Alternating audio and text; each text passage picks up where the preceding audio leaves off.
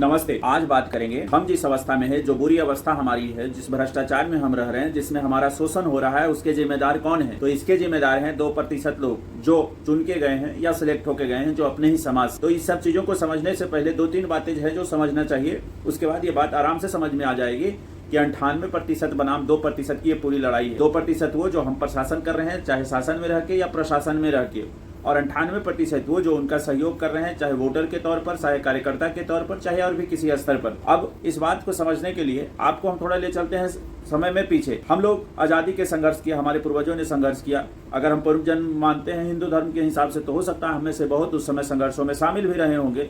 हम आजादी के संघर्ष, आजादी की लड़ाई, आजादी का संग्राम क्यों लड़े? तो इसका मुख्य कारण ये था कि क्या हमें सिर्फ आजादी विदेशियों से चाहिए, क्या बाहर के लोगों से चाहिए थी? अगर सिर्फ विदेशियों से आजादी चाहिए थी तब तो वो अभी तक खत्म नहीं हुआ। 2014 तक सोनिया गांधी, जो कि इटली की विदेशी महिला है, उसके शासन में हम लोग रहे हैं, है ना?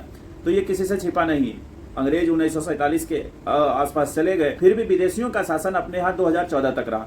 आज भी विदेशियों शासन का हिस्सा आज भी है। अगर कांग्रेस के पास, कांग्रेस की हेड अगर सोनिया गांधी है, और सोनिया गांधी के पास या कांग्रेस के पास 99 विधायक है, तो उतना शासन 543 में से 99, लगभग 199 जो है, उतना सरकार तो अभी भी विदेशियों के कब्जे में ही है। सरकार में भले ही एक भारतीय नागरिक है। चलिए, दूसरा चीज क्या है कि अगर आपका शोषण सिर्फ हम लोगों ने आजादी सिर्फ विदेशियों से लिए पाई थी, तो आज तक हम विदेशी के कब्जे से मुक्त नहीं हुए हैं। दूसरा, हम लोगों ने इसलिए भी संघर्ष किया था, हमारे पूर्वजों ने इसलिए भी जान गंवाई थी कि शासन बढ़िया हो। जो वो शासन था विदेशियों का शासन, वो बहुत ही क्रूर, बहुत ही बेकार और हमारे ऊपर जुर्म और अत्याचार करने वाला था। पर क्या उस आजादी के बाद हम लोग स्वतंत्र हो गए? क्या स्वाधीन हो गए?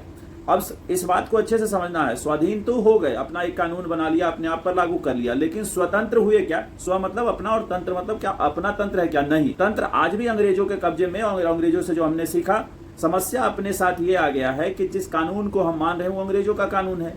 जिस पुलिस एक्ट को, जितनी भी चीजें हैं, सब अंग्रेजों का है। उसका प्रभाव हमारे भाषा, कल्चर, सब पर प्रभाव अंग्रेजों का है। इस वजह से शोषण का जो राजनीति है या शोषण की मानसिकता भी हमें वहां से मिली। लॉर्ड साहिबी कल्चर, अफसरशाही का कल्चर, इस तरह का कल्चर हम लोगों को उधर से मिला। और क्योंकि 2014 तक हम लोग विदेशी शासन में रहे, इस वजह से वो कल्चर अभी तक चलता आया। लेकिन अब ऐसा नहीं चलना चाहिए। इसके जिम्मेदार कौन है? अब एक जो सवाल अपना था कि जो हम जितने क्रूर शासन में है, बुरे शासन में, इसके जिम्मेदार कौन है? तो इसका जवाब है हम स्वयं जो चुनते हैं, हम कार्यकर्ता जो बनते हैं, और वो लोग जो हमारी प्रत्याशी बनते हैं या प्रशासन या शासन में हैं, वो 2% लोग जो हम पर जुर्म कर रहे हैं, ये उसके गुनहगार हैं। तो इन चीजों को हमें समझना होगा। सबसे पहली बात यह है कि जिस पार्टी के लिए, जिस संगठन के लिए आप काम करते हैं, जिस बड़े नेता के लिए काम करते हैं, क्या वो बड़ा नेता सबसे मिलता है?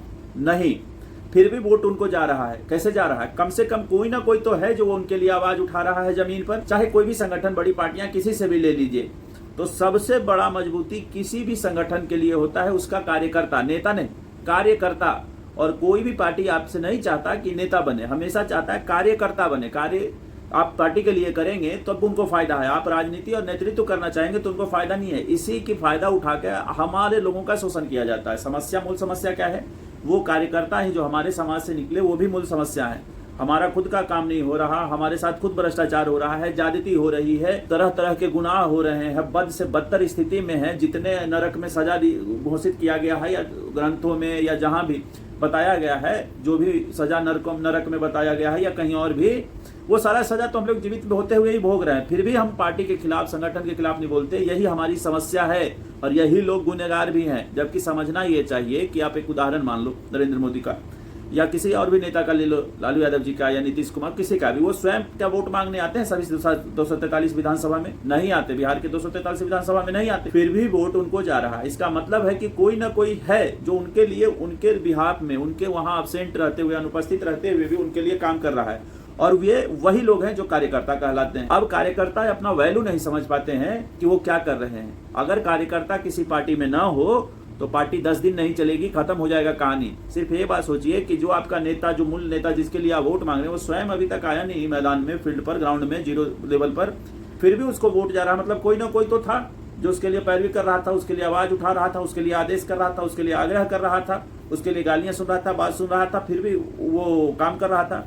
वही है कार्यकर्ता। तो जो लोग कार्यकर्ता हैं, उनसे मेरा आग्रह है कि समाज के इस दूर स्थिति के लिए, इस बेकार स्थिति के लिए आप भी जिम्मेदार। आप कभी सोचिएगा, आप सामाजिक कार्यकर्ता होने के नाते अपना जीवन शुरू किए, आपको पता नहीं चला कि आप पार्टी के गुलाम हो गए। सामाजिक कार्यकर्ता और पार्टी के कार्यकर्ता में बहुत फर्क होता है। सामाजिक कार्यकर्ता समाज के लिए काम करता है, जबकि पार्टी के कार्यकर्ता, संगठन के कार्यकर्ता देश के खिलाफ भी काम कर सकता है। कई नीतियां उसके देश के लिए भी हो सकती है, लेकिन इससे समाज का भला नहीं होगा। जब तक कार्यकर्ता स्वतंत्र नहीं होंगे तब तक इन गुनाहों से, इन बुरे भ्रष्टाचार से हम निकल नहीं पाएंगे। इन चीजों को हमें सोचना चाहिए। एक दूसरा जो हमने बताया, जो आजादी की लड़ाई लड़के आजादी इसीलिए लिए थे क्या कि इस तरह का गुनाह भोगना, इस तरह का परेशानी भोगना। अब हम सबको खास करके इस चुनाव में जो 2% बनाम 98% की लड़ाई है उसको आगे करना चाहिए। जो हमारे साथ ज्यादती हो रहा है, हमें उन सब के अपने अस्तित्व के लिए लड़ना है। अभी जो हमारी लड़ाई है, हम अपने अस्तित्व की लड़ाई लड़ना है।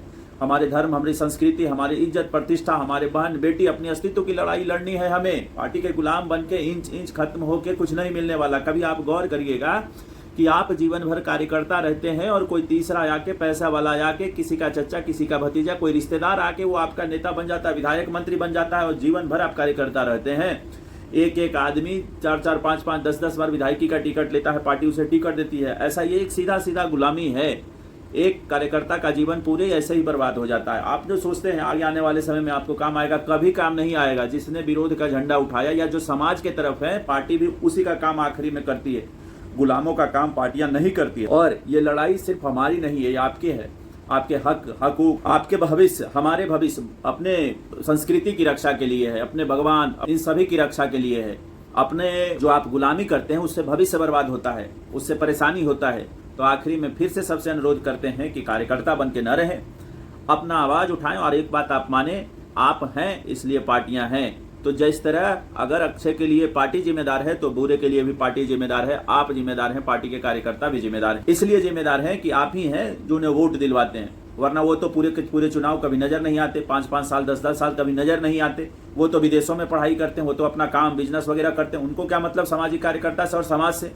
ये है आप, हमारे आपके जैसे जो मध्यम वर्गीय परिवार से निकले हुए लड़के जो ने सोचा कि अपना जीवन बदलेंगे, संघर्ष करेंगे, समाज की परिस्थितियां बदलेंगे, लेकिन जाके पार्टी की गुलामी करने लगे। यही बुरा दिन है। तो जब भी समाज के ऊपर लिखा जाएगा कि कौन कौन था जो समाज को बर्बाद कर रहे थे, तो कार्यकर्ताओं का भी नाम इसमें जरूर आए। तो आखिरी निवेदन ये है कि कार्यकर्ता अपनी जिम्मेदारी निभाएं, सामाजिक कार्यकर्ता बने, पार्टी के कार्यकर्ता न बने, अपना भी भविष्य ठीक करें, समाज के हितों को भी ध्यान में रखें।